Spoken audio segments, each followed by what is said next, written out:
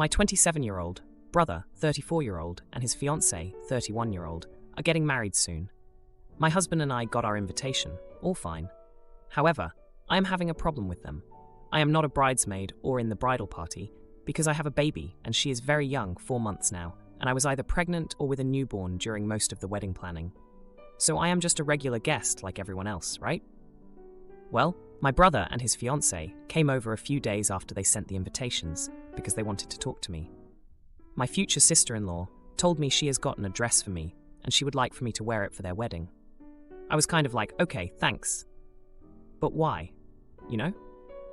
At first, she didn't want to tell me why they chose a dress for me, but finally she told me that she thinks I tend to draw too much attention to myself. Last year, our other brother got married, and my future sister-in-law thinks that she doesn't want to risk having me show up similarly to their wedding. By the way, I wasn't wearing an inappropriate dress or white or anything like that. I was wearing a normal formal dress. I was very confused by this, and I asked what she meant, because as I said, I know how to dress up for a wedding. I reassured her that she shouldn't worry about being outshined, because for starters, it's her wedding day, and everyone will be paying attention to the bride and groom. And secondly, I won't wear an inappropriate dress with too much cleavage or something. Her family is rather conservative, so I thought maybe she was more scared of her family's reactions. We discussed this for a while, and she told me that the problem is my weight. She is a little overweight, and I'm not. I have always had problems gaining weight, even while pregnant. So she feels insecure, and that's why she wants me to wear a dress that would cover me completely. This is where I think I might be in the wrong.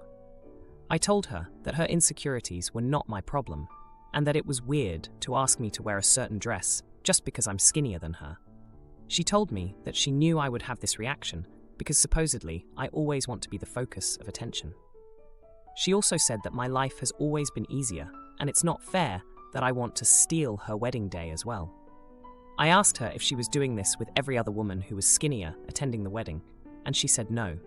So I told her that's a shitty move. We argued, and then my husband and brother got in between us too, so they argued as well.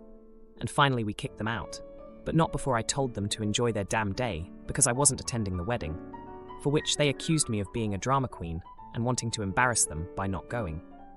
Well, I'm calmer now, and this has caused quite a fight in our family as well. I admit that I was tired and stressed that day because my baby had been sick the entire previous day and night. So, I don't know. Do you think I exaggerated here? Or were they truly rude to ask me something like this? Now, for a few comments before the update. Comment 1. Not the idiot. If the situation had been reversed, and you had been asking her to wear something specific because of her weight, you would have been accused of fat shaming. It was very rude of them to ask what they did. I could understand if you had a habit of turning up to these kinds of events in a bikini, but you don't. You do dress appropriately, so it's all down to her jealousy. Comment 2. I saw at least one previous attempt to post this that got deleted. And Itia, because my unconfident, ugly, fat sister-in-law wants me, a hot, skinny girl with big breasts, to dress or act in a certain way due to insecurity, is a stereotype on Am I the Idiot at this point. If this is actually real, you know the answer. If this is probably fake, you know that you're the idiot for writing fiction. Now, for the update. Hey everyone, thanks for all the comments on my last post. It's been 3 months since the dress fiasco with my brother and his fiancée, and boy, do I have an update for you. After the big fight, things were icy for a while. My brother and I didn't talk for weeks, which was tough because we've always been close. He's the one who taught me how to ride a bike, and we used to team up for pranks on our older siblings. But this dress thing created a rift I wasn't sure we could mend. Then, out of the blue, my brother called. He sounded exhausted, like he'd been carrying the weight of the world. He apologized for the dress drama and admitted that his fiancée's insecurities had gotten the better of her.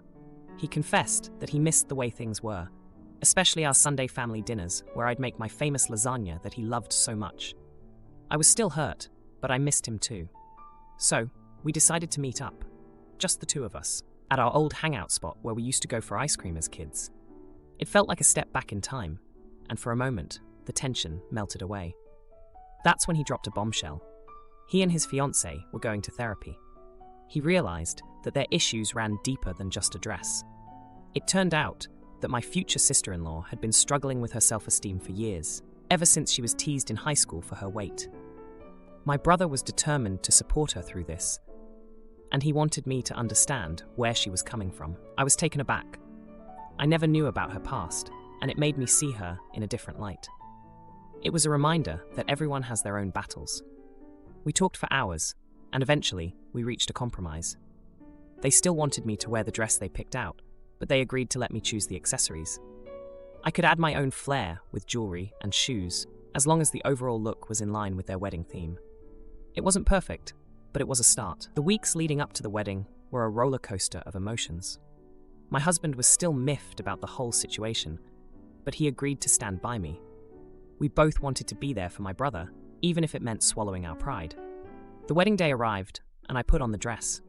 It was actually quite beautiful, a deep emerald green that complemented my eyes. With my chosen accessories, I felt like myself again.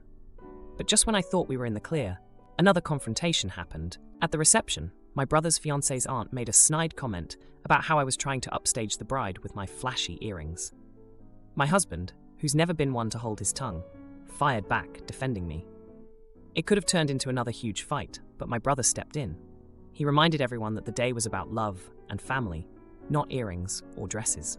His fiancée took his hand, and together they diffused the situation. It was a moment of growth for them as a couple, and I felt a surge of pride for my brother. The rest of the night was a blur of dancing, laughter, and a few tears. My brother and his new wife looked genuinely happy, and I was glad I hadn't missed it. As the evening wound down, my brother pulled me aside. He hugged me tight and whispered a thank you in my ear. It wasn't just for wearing the dress. It was for being there, for being his sister. And just like that, the dress that had caused so much strife became a symbol of our family's ability to overcome obstacles. It wasn't easy, and feelings were still a bit tender, but we were finding our way back to each other. So that's where we are now. The wedding is over, and life is slowly returning to normal. My baby is growing fast, and my husband and I are navigating the waters of parenthood together. As for my brother and his wife, they're working on their issues, and I'm cautiously optimistic about our future as a family. My sister's mad I make more at Dad's company, so she demands equal pay, but when offered the same job, she says no, and now she's silent, treating Dad. But oh boy, wait till she hears my plan. My two oldest kids are in college and working part-time to earn spending money. They live at home, and we pay for their tuition, cars, insurance, basically everything except their spending money. I have my own small construction company and run a crew of about 15 men, including my son. Lately, we've been doing mostly roofing jobs. My son's job is to help take off the old shingles, pick up any shingles that miss the dumpster, and help prep the roof. Once the installation starts, he delivers a steady stream of shingles, nails, and other materials to the nailers. It's a dangerous and hard job, so I pay him about $25 per hour. My daughter works as a cashier, but most of the time she's standing at the self-checkout lanes and rarely behind the register. She's paid about $15 per hour. Last weekend, my son bought his girlfriend a new iPhone for Valentine's and was talking about the restaurant he's going to take her. Since it's an expensive phone and restaurant, my daughter asked where he's getting the money. That led to how much I'm paying him, and she got mad. He's been working with me for about 4 months, but she's never shown any interest in what we do or ask anything about his job or pay, so it came as a surprise to her. The short version of a week-long argument in our house is that she thinks it's unfair. He's making so much more than she is. I offered her the same hourly wage if she wants to join her brother on the roof, but she went once and didn't finish out the day. Instead, she wants us to make up the difference between their paychecks. My wife thinks I should come up with an easier job, like just let her pick up the shingles that miss the dumpsters. I said that's an easy job, and I'm not paying her $25 per hour for a minimum wage job. I told her that she can make as much as her brother, but she doesn't want to carry heavy and dirty shingles. Now both women are giving me the silent treatment. Last night, when my wife went so far as to eat dinner with our daughter before my son and I got home at 6, and later went to bed without saying a word to me all night. Update. Hi, and thank you for reading my post and giving me your opinions. I'll answer some common questions. My wife doesn't work. She stays at home and takes care of our younger kids. I didn't make it clear, but our daughter works for a grocery store, not for me. I have a very small company. With 15 men, I have 2 crews on large jobs, or 3 on smaller jobs. There's no bookkeeping or other positions she can do, because I do those on the weekends. There's only the construction positions.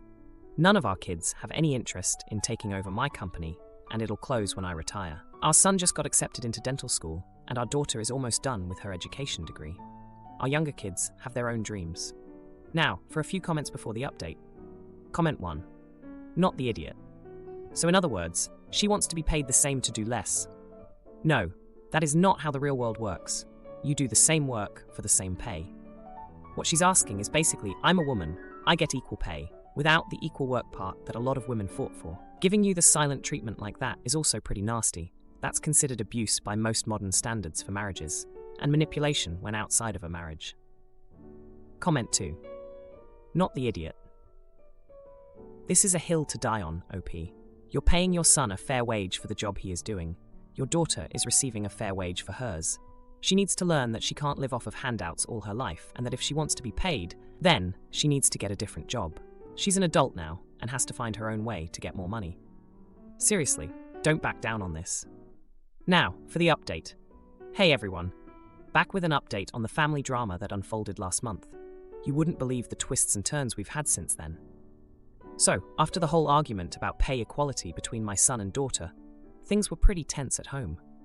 My wife was still giving me the cold shoulder, and my daughter was fuming about the whole situation. But then, something unexpected happened. My son, who's been working with me on the roofing jobs, came to me with a suggestion. He'd been saving up from his paychecks, not just for his girlfriend's iPhone, but also for something else. He wanted to start a small side business related to dental supplies. Given his acceptance into dental school, he proposed that his sister could help him with the administrative side of things, and he'd pay her from the business earnings. I was impressed by his initiative and agreed to help him set it up. Meanwhile, my daughter was still working at the grocery store, but she started to take an interest in her brother's new venture. She saw it as an opportunity to earn more and learn some business skills. They started working together on the weekends, and to my surprise, they were a great team. My son's business idea took off faster than any of us expected, and my daughter was instrumental in managing the orders and customer service. As for my wife, she was initially skeptical about the whole side business thing. But when she saw how well our kids were working together and the extra money it was bringing in, she started to come around. She even started helping out with some of the logistics, using her organizational skills to streamline their processes. The biggest shock came when my daughter approached me one day, out of the blue, and asked if she could try working on the roofing job again. She said she wanted to understand what her brother's work was like and contribute to the family business. I was taken aback, but agreed. This time, she stuck it out for the whole day, and although it was tough, she gained a new respect for the hard work her brother put in. The dynamic at home started to change after that. My wife and daughter ended their silent treatment, and we all started having dinner together again. The conversations at the table were lively, with my son and daughter sharing their business successes and challenges. But wait, there's more. My daughter's experience on the roof gave her an idea for her education degree. She decided to develop a program for high school students to learn about different trades and careers, including construction. She pitched it to her college, and they loved it. They're now looking to implement it as part of their career services. As for my son's side business, it's been doing so well that he's considering expanding it. He's even talking about hiring a couple of part-timers to help out. And guess who's been giving him advice on managing a growing team? That's right, me.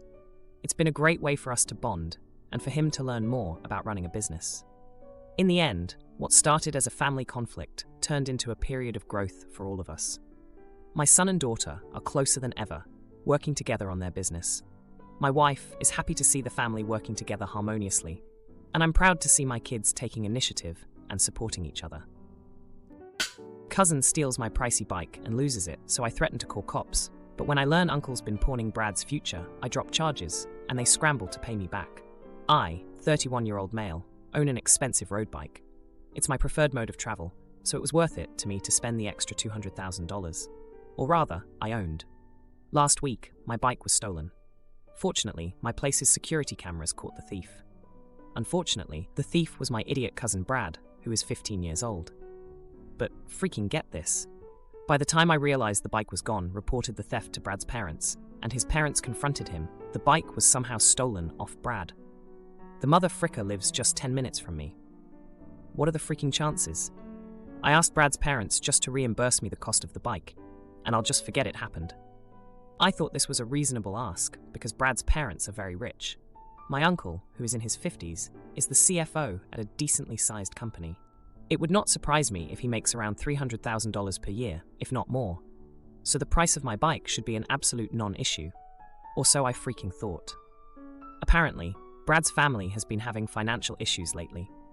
My uncle was made redundant in 2023 and has since developed a crippling alcohol and gambling addiction. They're heavily in debt and are burning through their savings and assets just to keep their mortgage. Brad's mom believes the theft was Brad's way of acting out, having had to adjust to his new lifestyle. Okay, but you know what? I don't care. That may sound harsh, but Brad and his parents have always acted as if they were better than the rest of the family. I grew up listening to my uncle belittle my father and mother for their working-class jobs. So I have exactly zero sympathy for my uncle. I dealt my uncle an ultimatum. He either reimburses me for my bike in full, or I file an insurance claim, which will require that I report that the bike was stolen to the police, handing over all evidence I have of the theft in the process. I gave him until Sunday midnight to pay me, which was an hour ago. He has not paid. So the first thing I'll be doing tomorrow is reporting my cousin to the police. Am I the jerk? Frequently asked questions. Do I actually believe my cousin had the bike stolen off him? Like many of you, I suspect Brad sold the bike. But I have no proof, so I didn't bother pursuing that line of thought. My suspicion is that Brad sold the bike for cents on the dollar. Then when he, or his parents, realized how expensive the bike is, they falsified a narrative, hoping I'd give them a break. What is the value of the bike? I am unsure of its current value, but I bought the bike in 2022 for $10,400 Australian dollars. Do I need the bike? No. I have a car in the meantime, and I can afford a replacement bike. But, in my opinion, that's not a relevant consideration to my decision. Why should I punish myself just because I am responsible with my life and finances? Now, for a few comments before the update. Comment 1. Not the jerk. You gave them the option to escape this.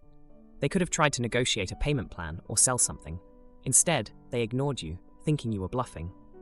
You deserve compensation, and your insurance will get it for you. The consequences are on their heads. I wouldn't be surprised if Brad sold the stolen bike. That seems more likely than it being coincidentally stolen again straight after. Comment 2. Not the jerk. Kinda suspicious it was stolen 10 minutes after it was stolen from you. They probably sold it. Either they reimburse you for the full cost or make a report. If it's his first time, he might only get community service or probation and still have to pay restitution, depending on the location. It's unlikely he will get a decade in prison or be charged as an adult. Now, for the update. Hey Reddit, it's been 2 weeks since I last posted about my stolen bike and my cousin Brad's involvement. You guys wanted an update, so here it is. After I gave my uncle the ultimatum, I went ahead and reported the theft to the police the next day. I handed over the security footage and everything. The cops were pretty interested, especially since the bike was worth a lot. They said they'd look into it and get back to me. Now, remember how I mentioned Brad's parents were having money troubles? Well, turns out it was way worse than I thought. My uncle had been hiding the full extent of their financial problems. After I reported the theft, Brad's mom came over crying and told me they were on the brink of losing their house. She begged me to drop the charges, saying Brad was just trying to help out but didn't realize how much trouble he'd cause. I felt a bit bad for them, but I was still angry. I mean, it was my bike, and Brad had to learn his lesson. But then, the plot thickened. Brad's mom confessed that my uncle had been secretly taking loans under Brad's name. He'd ruined his own credit and started using Brad's. That's why Brad stole the bike. He was desperate to fix things before his credit was shot too. I was shocked. I knew my uncle had problems, but I never thought he'd stoop so low. Brad's mom was a mess, and she told me they were trying to get my uncle into rehab for his addictions. A few days later, the police called me. They'd found my bike. It was at a pawn shop across town. The shop owner said a kid matching Brad's description had sold it to him for way less than it was worth. The cops were pressing charges against Brad for the theft, but now I had a decision to make. I went to see Brad. He looked so small and scared. He told me he was sorry and that he just wanted to help his family. He didn't know what else to do. I could see he was telling the truth. He wasn't the cocky kid I remembered. He was just a scared boy in over his head. I thought about my uncle and how he'd always looked down on my family. I remembered the times he'd made snide remarks about my dad's job at the factory or my mom's shifts at the diner. But looking at Brad, I realized he was just a victim in all of this too. So, I made a tough call. I told the police I wanted to drop the charges. I figured Brad had suffered enough with everything going on at home. The cops warned me that without my testimony, the case would be weak, but I was okay with that. Brad's parents sold their car and some other stuff to pay me back for the bike. It wasn't the full amount, but it was enough to get a decent second-hand replacement. My uncle is now in rehab, and Brad's mom is working 2 jobs to keep things afloat. As for me, I've got my bike back, but it's not the same. Every time I look at it, I'm reminded of this whole mess. I'm trying to sell it now, hoping to get something that doesn't have such a complicated history. It's been a crazy couple of weeks, and I'm just trying to move on. Brad's been coming over to help me with some house projects as a way to make amends. He's actually a good kid when he's not under so much pressure. We're getting along better now, and I'm teaching him a bit about bikes and responsibility. If you like this video, you'll probably like these too. Also, while you're here, please consider subscribing. It's your support that keeps this channel alive and allows me to make better and longer videos. Have a great day.